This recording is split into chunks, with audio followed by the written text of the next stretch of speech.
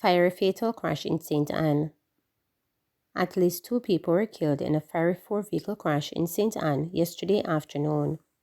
The accident happened along the corridor between Discovery Bay and Runaway Bay. The collision involved a Toyota Mark X, a BMW X6 SUV, a Hilux truck, and a tour bus.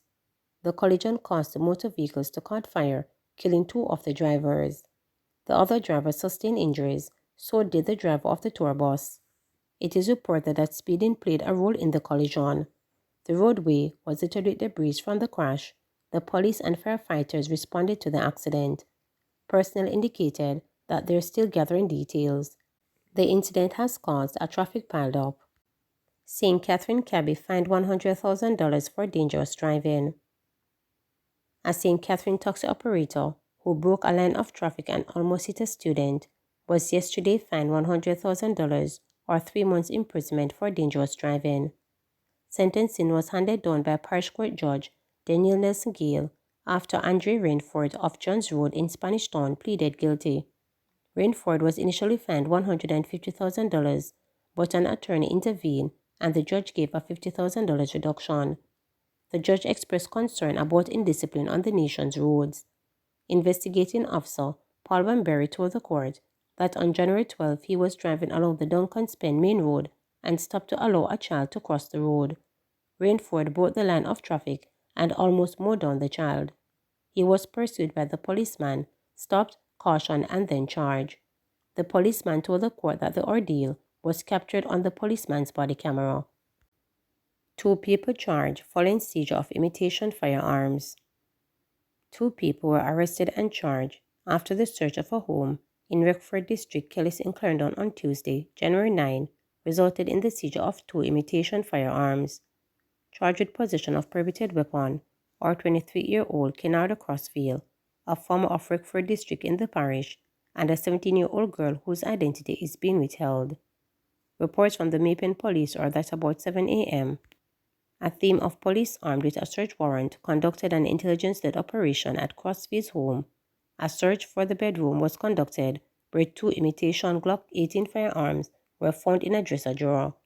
Both suspects were subsequently arrested and charged after a question and answer session. Their court dates are being finalized. Clarendon man pleads guilty to lottery scamming. A man who was arrested and charged as a suspect of lottery scamming pleaded guilty on Thursday in the Mapen Circuit Court in Clarendon. Charged with possession of identity information, possession of access device, and obtaining money by false presence is 30-year-old Jermaine Gabriel, a building contractor of Peckhawk in Frankfield, Clarendon. Gabriel was arrested by members of the Lottery Scam Task Force on December 18, 2020, following an operation at his home. Reports are that during the operation, lawmen carried out an on-site analysis of his cell phone, with several files with names, addresses, and telephone numbers of people believed to be living overseas, dial and receive calls with overseas euro code, as well as bank information and receipt of transactions were found. He was subsequently charged. He is set to be sentenced on January 29, 2024. JFF election delayed by Supreme Court injunction. The Jamaica Football Federation JFF presidential election, which was set for Sunday, has been delayed by 28 days. The postponement is due to an injunction granted by the Supreme Court following an appeal made on behalf of Beach Soccer Jamaica, the Jamaica Football Referees Association, and the Intercol Jamaica to become registered with the Companies Office of Jamaica, COJ. The COJ registration would allow those parties' ratification to become delegates ahead of the election. Incumbent Michael Ricketts is being challenged by JFF First Vice President Raymond Anderson. Ricketts has been in office as president since September 2017. Several people left homeless after fire in Whitfield Town.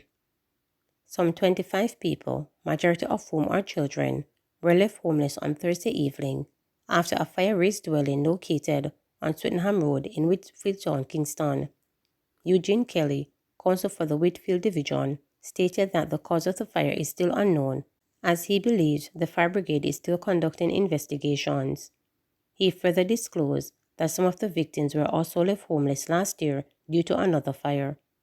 One of the fire victims, who identified himself as Neil, said that he is unsure of how the fire started as he was not at home. He told reporters that this is the second time that he has lost all his possessions due to fire in the space of a year.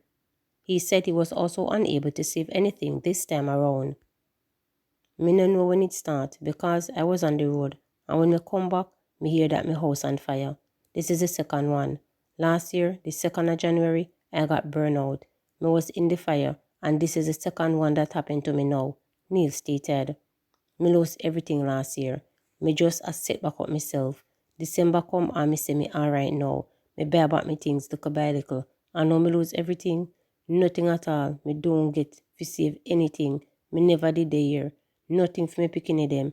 Everything gone. Age paper. Them don't have anything to wear to school. 3 kids I have going to school, and everything them lose. Every school supply, everything gone in flames. A distraught Neil stated. I don't know when it started. We on the road, and I come back here, me see me house on fire. And this is the second one happened to me now. Last year, everything last year, and I'm just set up myself, and this time I'm come back and I'm alright now. Circle back, take time by one things, little by little. Lose everything, nothing at all I get to see. Pick them age paper, them not free to go to school. 3 kids go to school, everything them lose. I have my 2 bed, my chest jam and whatnot, my fridge, my stove, washing machine, my blender. A whole lot of things I buy it back, brother. A whole lot of something I buy it back. And so I lose it, I take time buy them back. I'm setting me buy it back. I work and sacrifice myself. I lose it again, gone again. I'm the one, not getting help from nobody. I'm start to struggle.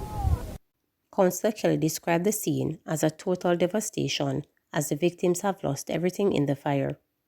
It is a total devastation, a total wipeout of their clothing, all their belongings, and when I came earlier, a number of children, especially the older ones, who are going to high school, were insistent that they want to go back to school. They don't have any clothes, they don't have any uniforms, but they want to go back to school, Kelly stated. We are here, the Member of Parliament has visited, and we will be ensuring that many of them as swiftly as possible get back into school, he added. Kelly stated that he will be meeting with state agencies to see the immediate needs of the fire victims as food items, clothing and mattresses are being organized through the Ministry of Labour and Social Security. The MP and myself will be working with the Solid Waste Management to begin the process of cleaning out the site, and the MP has committed that she will look into how swiftly housing can be arranged for persons right here on this site, he stated. 25 persons have now been left homeless, mainly children, age ranging from 3 to 15. And so you can imagine how devastating this situation is right now for the victims of this fire. A few of the victims were actually living here after they were the victims of a previous fire about a year ago. They were left homeless after that fire, came here and have now been burnt out once again. It's a total devastation. It's a total wipeout of their clothing, all their belongings. And we are here, the Member of Parliament has visited. We are meeting with the state agencies. The immediate need right now, of course, it will be food, clothing, mattress. That is being organized through the Ministry of Labour and Social Security. The Member of Parliament, myself, will be working with the solid waste to begin the process of clearing out the site. And the MP has rather committed that she will look into how swiftly housing can be arranged for persons right back here on this site. Police warn delinquent motorists as streamlined operation continues in 2024. Assistant Commissioner of Police Kira McKenzie, head of the Public Safety and Traffic Enforcement Branch, is urging motorists with unpaid traffic tickets or outstanding traffic warrants to get their house in order as Operation Transportation Streamline moves into the new year. The police, the Transport Authority, and the Island Traffic Authority will continue Operation Transportation Streamline throughout 2024. We will continue to also target harassers and extortionists of PPV operators, he stated. ACP McKenzie also had a warning for drivers who use lanes that are too dark. One of the things that we will also be doing is to ensure that every public passenger vehicle is able to be viewed, so these dark-tinted vehicles will be a thing of the past, the traffic boss said. Operation Transportation Streamline was launched last year and aims to make roadways safer by improving driver behavior and addressing any instances of disregard for the law.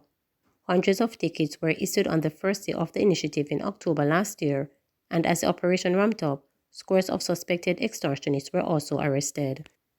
ACP Mackenzie disclosed that since 2024 rollout on Monday, January 8, some 20 persons have been arrested on outstanding warrants and warned that the police would continue to enforce the law with support from their transportation sector stakeholders. We are ensuring that not only are we going to issue traffic tickets, but where persons fail to attend court and warrants are issued, they are going to be executed.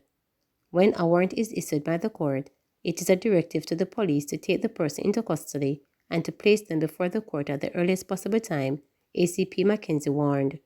He, however, pointed out that persons who suspect that a warrant may have been issued for their arrest can make contact with the traffic headquarters to make arrangements to attend court. Where this is done, the process will be made convenient.